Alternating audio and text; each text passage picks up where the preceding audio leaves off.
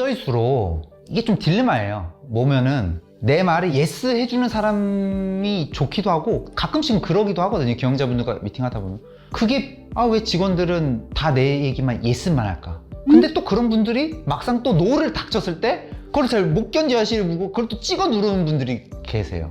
이게 여러 가지가 이유가 있죠. 이게 그런 관점에서 저는 심리적 안정감이 되게 중요한 것 같아요. 리더와 팀원 간에 의견 차이가 있는 거는 너무나 당연한 일이고 사람이 항상 어떻게 다 똑같은 얘기를 하면 사람이랑 일할 필요가 없죠. 말 그대로 우리 이제 챗GPT, AI, 로봇이랑만 일하면 되는 거죠. 그런 의견 차이가 발생했을 때 그것에 어떻게 대하냐가 그런 유사한 상황이 발생했을 때 직원들이 한 번 더 그런 얘기를 할 수 있게 만드는 것 같아요. 즉 내가 사실은 이거는 무조건 예스에다가 좋은 예스를 듣기 원했어, 또는 이거는 노라는 의견을 들을 수도 있는 관점으로 생각을 했다 하더라도 매번 그렇게 얘기하기보다는 어떤 상황이든지 대표님이 먼저 얘기를 하시고 그럼 그거에 대해서 직원들이 의견을 했을 때 그거를 때에 따라서는 대표님도 발끈하실 수도 있죠. 오늘 삼국지에서 나왔던 사례들도. 하지만 이번에 유비가 그랬든 이 유 대표가 그랬든 내가 생각해보니까 이게 진짜로 회사를 위한 충원이구나. 그럼 빨리 뭐 상황에 따라 사과할 수도 있는 거고 빨리 다 잡아야 되죠. 시간 끝나면은 나중에 내 마음을 알아주겠지. 그럼 어떤 상황이 발생하게 되면 이런 똑같은 상황이 한 번 더 발생하게 되게 되면은 직원은 말을 안 할 겁니다. 대표님, 경영자분들 이런 거 원치 않으시잖아요. 또한 예스를 예스로 듣다 하더라도 결국은 내 생각이랑 똑같네. 거기서 조금 더 붙이는 거 결국은 내 생각대로 되는 거지 뭐 별로 색다른 아이디어가 없어가 아니라 그 조금 붙이는 아이디어도 나름 직원들은 노력한 거고 되게 두렵게 얘기한 거거든요. 그러니까 예스에 대해서 예스를 붙이는 것도 이게 되게 쉽지가 않아요. 왜 그러면 이게 예스인지 노인지는 경영자만 알잖아요. 그러니까 그런 부분에 대해서 결국 이런 걸 다 종합적으로 해서 우리 조직에 심리적 안정감이 있으면은 진짜로 잘못된 얘기를 한 거 있으면은 오해를 풀어줄 수도 있는 거고 좋은 의견이면 좋은 의견이라고 해주고 뭐 그런 것처럼 대표님이 예스맨을만 양성하고 싶지 않다고 하신다고 한다면은 직원들에게 심리적 안정감을 가질 수 있게, 그리고 그 심리적 안정감을 가질 수 있게 하는 거는 다른 게 아니라 그냥 학습 효과인 거예요. 그리고 그 학습 효과는 리더가 정하는 거예요. 리더가 어떤 반응이 왔을 때 내가 그거를 어떻게 대처하느냐가 그게 심리적 안정감을 하나하나씩 만들어 있지. 어느 날부터 우리는 이제 심리적 안정감 있는 조직을 해도 아무도 믿지 않아요. 어떤 중소기업 얘기입니다. 다른 중소기업의 특별한 이제 기술력과 그 다음에 특허, 정말 우리가 갖고 있지 않은 인재를 갖고 있는 어떤 중소기업에서 그런 것들만 사실은 필요했던 기업인데 그게 뭐 기술 이전이든 업무 협력이든 그런 부분이 잘 원만하게 이루어지지 않아서 불가피하게 그 기술력과 특허를 갖고 있는 회사를 인수합병한 사례입니다. 회사를 중소기업 내에서도 인수합병이 이루어질 수 있는데 이게 쉬운 일은 아니거든요. 쉬운 일은 아닌데 그 어려운 거를 잘 마무리가 하게 돼서 대표인 유 대표와 그 다음에 그 인수합병 당시에 실무했던 이제 방 팀장이 이게 TF팀으로 구성됐었는데 너무나 큰 건이 잘 해결이 됐기 때문에 즐거운 마음으로 회식 자리에서 발생한 일입니다. 방 팀장님, 표정이 왜 어둡습니까? 그동안 고생한 합병 업무 관련해서 마침표 찍게 됐는데 기쁘지 않습니까? 우리에게 진짜로 필요했던 것은 이 기업의 특허와 기술력 그리고 일부 개발자 몇 명이었습니다. 하지만 부득이 합병 형식으로 우리가 얻고자 한 것을 얻었기 때문에 합병된 다수의 직원을 어떻게 구조조정을 할지를 생각하니 마음이 무겁습니다. 저한테 이런 방식 먼저 제안한 사람은 방 팀장님이면서 이제 와서 혼자 착한 사람인 척합니까?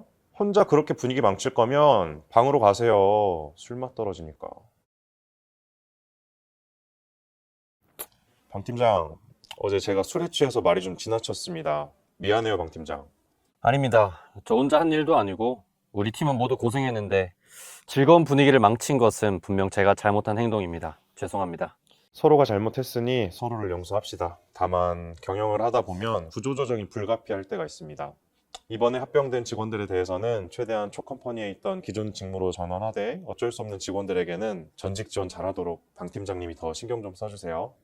네, 앞에서 이제 중소기업에서 봤던 것처럼 리더분들이 평상시에는 이제 잘 직원들이랑 말을 이쁘게 하시다가 간혹가다 어떤 영린을 건드린다든가 또는 정말 직원들이 자기가 생각했을 때는 해서는 안 될 질문 같은 걸 했을 때 너무 과하게 좀 화를 내서, 근데 보통 그런 질문들을 하는 케이스들이 일반 직원들을 하지 못하고 어찌 보면은 좀 더 직원들 입장에서 더 대표님과 회사를 위한 충원하는 그런 경우 때 가끔씩 이게 대표님들이 이제 급발진할 때가 있는데, 이런 사례가 삼국지에도 있습니다. 유비가 형주를 차지하고 나서 이제 익주 땅을 차지하러 가게 되는데, 유비와 유장은 성이 같다시피 둘이 먼 친척입니다. 그래서 이제 유장이 유비 보고 도와달라고 합니다. 지금 북쪽에서 장로가 쳐들어오려고 하니까 나 좀 대신 막아달라고. 그래서 안 그래도 유비가 이 유장 땅을 뺏어가고 싶었는데 명분이 없었는데 옳았구나. 그래서 이렇게 병사를 끌고 갑니다. 그래서 처음부터 짜고 치어요. 제갈량과도 방통과도 짜고 칩니다. 분위기 봐서 위쪽 장로를 치는 게 아니라 유장을 쳐서 유장 땅을 뺏자고. 그러니까 도와주러 부른 사람한테 이제 뒤통수 이렇게 치는 걸 애초부터 계획을 갖고 가는데, 둘이 이제 처음 만납니다. 처음 만나는데 너무 대화가 잘 되는 거예요. 그 유장과 유비가 너무 대화가 잘 돼서, 원래대로라면은 어떤 술자리 연회 자리에서 유장을 이제 죽이고 그 땅을 차지하기로 계략을 세웠는데, 유비가 유장이 너무 좋은 거죠. 그래서 그 전략이 실패가 돼요. 그래서 진짜로 본의 아니게 유장이 원한 대로 북쪽에서 쳐들어오는 장로라는 적을 막기 위해서 유비가 도와줍니다. 유비가 워낙 그런 좀 관계지향적이고 사람이 좋다 보니까 결과적으로는 장로랑 싸우러 갔지만 싸우지는 못하고, 유장이 워낙 서포트 지원을 잘 못해줘서 결국 그거에 대해서도 나중에는 유비가 화가 나서 방심하고 있던 유장을 결국 공격을 하게 됩니다. 어찌 보면은 좀 돌아갔지만은 원래대로 얻고자 했던 유장 땅을 뺏기 위해서 유장과 유비가 싸우게 되는데, 그 첫 번째 전투를 이기고 나서 이제 유비 장수들과 이제 첫 번째 술자리가 열리는 거죠. 그러니까 즉 원래 남의 나라를 도와주러 갔다가 타지에서 고생하고 첫 번째 전투에서 이제 이기게 된 상황인 거고, 근데 이때 같이 따라갔던 방통이라고 되게 유명한 책사가 있는데, 그 책사가 처음부터 그렇게 하지 말고 그냥 첫 번째 술자리에서 유장과 있을 때 이제 유장을 이렇게 쳐서 땅을 뺏자 그랬는데,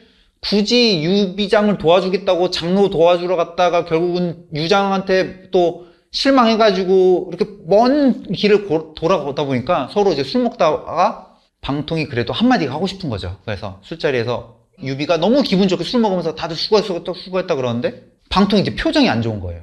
그래서 유비가 아니 이렇게 기분 좋은 날 왜 이렇게 기분이 안 좋냐 물어봤더니, 군자는 그러니까 덕 있는 사람이라면은 나에게 도움을 달라고 한 사람을 공격하고 이렇게 좋아할 수는 없습니다 라고 하는데, 유비가 이제 거기서 순간 정신줄을 놓는 거죠. 아니 나는 유장을 공격할 생각이 없었는데 너는 처음부터 유장을 죽이라고 했는데 내가 불가피하게 유장을 도와주려고 했는데 유장이 나를 도와주질 않아서 불가피하게 내가 유장을 친 건데, 그거 갖고 네가 나를 이렇게 비꼬면은 어떡하냐. 그래서 방통 보고 술맛 떠지니까 가라고 합니다. 이 자리 나가라고.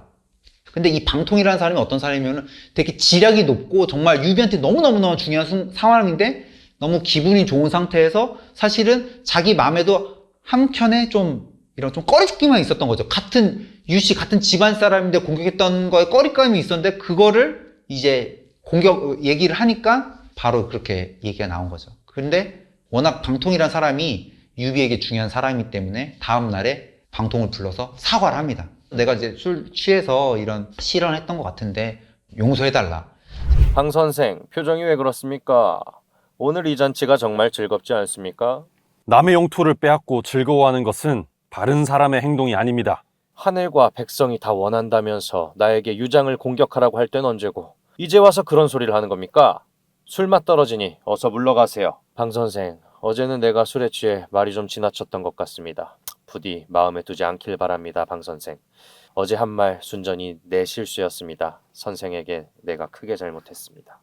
잘못이야 제게도 있습니다. 군주와 신하가 함께 실수했는데 어찌 죽음만의 잘못이었겠습니까? 사실은 이것 자체도 일반적인 군주로서는 볼 수 없던 유연한 대처인 거죠. 이걸 또 우리 컨설턴트 관점에서 다시 이거를 중소기업 상황과 적용을 해보면은, 첫 번째는 리더분들이 감정적으로 항상 이렇게 좀 평온하게 유지하긴 어렵겠지만은, 특히 나에게 쓴소리하는 사람들, 그리고 특히 나의 어떤 의사결정에 반대하는 사람들에 대해서 그것을 어느 정도 좀 용인 또는 그런 얘기를 들어줄 수 있는 그런 좀 리더십을 발휘할 필요가 있는데, 차마 그거가 쉽지 않다는 거 저도 너무나 잘 압니다. 중소기업에서 경영자의 위치가 마치 지금 삼국지에서 얘기하는 군주처럼 내가 말하는 대로 당연히 다 돼야지라고 생각할 수 있는 경향성이 있겠지만은, 근데 그럼에도 불구하고 그런 순간 때 우리 가인즈 캠퍼스에 있는 다양한 리더들의 말하기 관련 스킬 관련 중에서 리더의 화법, 연봉 체결할 때든 승진시킬 때든 다양한 화법들 예시들 가인즈 캠퍼스의 영상과 자료들이 있는데 이게 평상시에는 어찌 보면은 잘 되는 분들도 오히려 그런 좀 특별한 경영자 입장에서는 좀 쉽지 않은 상황들, 뭐 연봉 재계약 시즌이라든가 뭐 퇴사를 앞둔 사람이라든가 요럴 때 같은 경우만이라도 이런 리더의 화법 같은 것을 좀 배워두시면은 이게 평상시에 자주 발생하지 않은 상황이기 때문에 나이가 감정적으로 이렇게 대응하게 되게 되면은 경영자가 감정적으로 대응해서 경영자가 얻을 게 뭐가 있겠습니까? 그래서 그런 상황을 첫 번째는 피하려고 하기보다는 이런 리더의 그런 화법 같은 걸 좀 배우셔서 좀 적용할 필요가 있고, 두 번째는 경영자가 실수할 수도 있죠. 감정적으로 너무 직원들이 말을 험하게 하든 너무 뼈 때리는 말을 받아서 말 실수를 할 수도 있는데, 유비가 이제 보여줬던 케이스처럼 경영자가 실수를 할 수도 당연히 있고, 그거에 대해서도 때에 따라서는 좀 더 젠틀하게 사과하고 솔직하게 말하는, 이게 그냥 말 안 해도 알아서 잘 이해하겠지가 아니라 좀 더 특히 사과하고 그 다음에 나의 솔직한 의도가 그런 게 아니었다고 얘기하는 그런 자리를 또 따로 갖는 것 또한 이 삼국지에서 좀 배울 수 있는 지혜지 않을까 싶습니다. 리더의 컨디션이 회사에 미친 영향이 되게 커요. 근데 리더는 그걸 잘 몰라요. 근데 직원들은 알아요. 어떻게 하면은 야, 오늘 대표님 건들면 안 돼. 대표님 오늘 저기압이야. 이거 직원들 다 알거든요. 근데 경영자들은 잘 몰라요. 그러니까 일부러 악용하는 경영자도 일부 있지만은 오늘 그냥 다른 데서 이렇게 뭔가 빵 터져가지고 그냥 나 오늘 기분 좋으니까 오늘 나한테 뭐 나 건들지 마라고 이렇게 더 의도적으로 갖고 그런 걸 표출하는 경영자도 있지만은 그게 아니라 생각보다 경영자들이 자신의 컨디션과 자신의 기분 상태를 잘 몰라요. 그리고 그것 자기도 잘 모르고 그게 직원들한테 어떻게 영향을 미칠 거란지를 잘 몰라요. 그래서 리더의 스트레스 관점이라고 얘기한다고 한다면 저는 제가 경영자분들한테 좀 해드리고 싶은 얘기는 자기의 상태가 어떤지, 이걸 좀 더 뭐 어렵게 얘기하면 뭐 메타인지라고도 할 수도 있고, 그런데 내가 지금 어떤 계약이 빠그러졌어. 그래서 뭐 기분이 안 좋아. 내가 기분이 좋고 안 좋고 그렇다고 한다면은 그게 일반 직원들도 마찬가지지만 저는 경영자분들도 그게 되게 쉽지는 않다고 생각해요. 근데 저는 첫 번째로는 내가 지금 나의 스트레스 상황이나 나의 감정 상황이 어떤지를 명확히 아는 게 중요하고, 그리고 나는 우리 회사 내에서 어찌 보면은 공인이기 때문에 내가 화가 났다고 해서 직원들이 지금 빨리빨리 어떤 걸 보고를 해야 되고 피드백을 받아야 되고 어떤 의사결정을 해야 되는 게 이 경영자의 상태 때문에 그게 달라진다는 거는 너무나 회사 입장에서는 일관적이지가 않거든요. 그런 관점에서 첫 번째로 제가 말하고 싶은 거는 경영자가 현재 내가 어떤 상황인지 좀 알 필요가 있고, 두 번째는 나의 그런 상태가 생각보다 직원들이 눈치를 많이 보고 직원들한테 영향을 미침을 많이 알기 때문에, 그렇다면은 이렇게만 하면 된 겁니다. 첫 번째는 내가 나의 상태를 알아야 되고, 두 번째는 직원들과 대화할 때 그런 걸 얘기를 하는 거죠. 어떤 대화를 함에 있어서 사실 내가 지금 살짝 이런 상황이다. 내가 조금 평상시와 달라도 당신한테 예민한 게 아니라 내가 이런 상황임을 알아달라. 근데 내가 그거 알고 보고해달라. 그게 아니라면은 내가 나 좀 정리 좀 하게 한 30분만 있다가 미팅 하자가 하는가. 그러니까 이 모든 시작은 경영자가 나의 상태를 아는 거에서부터 시작되는 거고, 근데 언제까지 기다릴 수 없잖아요. 그렇다고 한다면은 그 상태, 나의 그런 상태를 먼저 알고 그 상태를 또 솔직하게 직원들한테 공유하는 거죠. 결국 이런 게 심리적 안정감과 결국 다 연결이 된다고 생각해요. 예. 반대로는 이런 대화도 될 수가 있는 거죠. 직원이 대표 오늘 좀 평상시와 좀 다르신 것 같은데 좀 미팅 좀 미룰까요? 컨디션이 좀 안 좋으신 것 같은데 좀 미룰까요? 이런 대화가 되는 수가 있어야 되는, 그러니까 가장 이상적인 건 경영자가 먼저 말하는 거고, 경영자가 내가 지금은 좀 그러니까 미팅 좀 미루자, 또는 나는 당신한테 어떤 악감정이 있는 게 아니니까 조금 오해하지 말고 잘 들어달라. 그럼에도 불구하고 나한테 중요한 의사결정이 있으면 맡겨달라. 내가 지금 너무 머리가 복잡해서 좀 깊은 고민으로 의사결정을 하기는 어려울 것 같다. 이런 것들을 잘 얘기를 해줄 필요가 있다고 생각합니다. 제가 되게 중요하게 여기는 개념이라서 그게 조직 갈등 해결 관점에서 아주 맞닥뜨려 있어요. 다 연결될 수도 있죠. 뭐면은 예를 들어서 이게 소통 문제잖아요. 뭐면은 이런 거예요. 물론 심리적 안정감이 업무 관련해서 어떤 의견을 내더라도 나의 동료들로부터 공격을 받지 않을 거란 믿음인데, 경영자의 그런 현재 감정 상태라든가 이런 건강 상태라든가 그런 거는 업무랑 아주 밀접하게 관련돼 있어요. 정말로 경영자가 말을 안 하면은 되게 빠릿빠릿한 상태에서 내 거를 결정해줘야 되는데 그게 안 될 때 경영자들이 하는 얘기가 뭐면 일단은 알았고 내가 더 생각해 볼게요. 근데 잊어. 나는 지금 당장 급한데. 그러니까 그런 것들을 빨리빨리 얘기를 해줘야 되는데 경영자들이 자기 상태를 잘 모른다니까요. 그럴 때 그거에 대한 안정장치가 심리적 안정감이에요. 그러면은 직원들이 말할 수가 있어요. 혹시 이거 제가 언제까지 답변을 기다렸다가 다시 한번 피드백 요청드려도 될 수 있죠? 제가 봤을 때 대표님 지금 제가 대표님한테 피드백하기 어려울 것 같은데요? 이런 얘기가 저는 큰 틀에서 심리적 안정감에 포함된다는 거죠. 그러니까 서로가 내가 이 얘기하면 상대방으로부터 공격을 받을 거라고 생각하게 돼서 말하지 못하는 모든 의견들이 저는 심리적 안정감의 큰 틀에 포함된다고 생각해요. 그게 저는 경영자와의 관계에서 너무너무나 중요하다고 생각하고 그 이유는 경영자 입장에서는 직원들한테 자기한테 언제든지 편하게 그런 얘기를 해라고 말을 하겠지만 절대 그게 안 되거든요. 우리가 오늘 이제 다양하게 얘기 나누는 모든 것들이 사실 심리적 안정감이 없는 조직에서는 아무 쓸모가 없어요. 경영자가 우리 조직에 심리적 안정감을 만들어 놓지 않고 이런 거 좋은 거 있다. 안 하는 것보다는 낫긴 하지만은 예를 들면 이런 거예요. 예를 들면은 제가 어떤 회사에서 개인 비전하우스를 수립하는 컨설팅을 했고 그거를 처음에는 우리 가인지에서 했던 것처럼 전사 직원들 앞에서 발표하는 거를 계획을 했었어요. 하지만 그거를 취소하고 팀 단위로만 진행하기로 했어요. 왜냐? 이거 대표님 앞에서 발표하는 거예요? 나 그럼 못 쓸 것 같은데? 저는 이런 것들도 다 심리적 안정감이 없기 때문에 그런 거예요. 뭐 예를 들면 이런 거죠. 그러니까 경제적 자유. 나 이런 거 쓰고 싶어. 근데 이런 거 썼을 때 대표님이 돈만 이런 얘기를 하게 될까 봐. 평상시에 어떤 관계였는지는 잘 모르겠지만 이런 것들이 하나하나 영향 누군가는 야 그거는 심리적 안정감 대상이 아니야 라고 할 수 있겠지만은 이런 것들도 안 되는데 어떻게 더 일적으로 지금보다 더 나아지게 아이디어를 말할 수 있을 거라고 저는 생각해요. 이런 작은 하나하나를 편하게 말할 수 있는 환경이 됐을 때 일적으로 풀 수 있는 거예요. 그래서 관계 갈등을 먼저 풀고 과업 갈등을 풀어야 된다는 게 일단은 그게 심리적 안정감 관점이에요. 일단은 나의 입장에서는 되게 소프트한 주제인데도 불구하고 이거를 얘기했을 때 경영자로부터 어떤 얘기를 들을까 봐 걱정되는데 경영자가 어떤 아이디어를 내보라고 하거나 어떤 문제를 해결해 보라고 하거나 그런 거에 대해서 누가 더 자신 있게 의견을 낼 수가 있겠어요. 더 하나하나 심리적 안정감을 쌓아가야 되고 그런 거 활동 중 하나가 오늘 얘기했던 다양한 양식들이 될 거예요.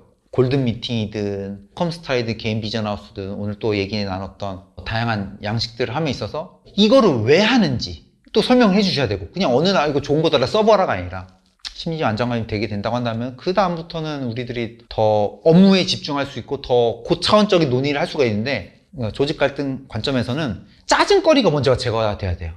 짜증거리. 내 입장에서의 짜증거리가 먼저가 좀 제거가 돼야지 경영자가 원하는 얘기를 들을 수 있다는 관점이 좀 필요할 것 같아요. 그러니까 직원들이 어떤 짜증거리가 뭐가 있는지 그런 것들이 해결되고 나서 경영자가 얻고 싶은 걸 얻어야지 자 일단은 내 말부터 먼저 따라주면 너 말도 들어줄게 라는 거는 현실적으로 어려울 것 같아요. 경영자가 먼저 이렇게 좀 직원들의 짜증거리를 해결해주고 그렇게 돼야 되는데 그런 하나의 지금의 노력 첫 번째 단계가 오늘 여러 나왔던 양식들을 하나하나씩 우리 기업에 맞게 적용을 해보는 거라고 생각합니다.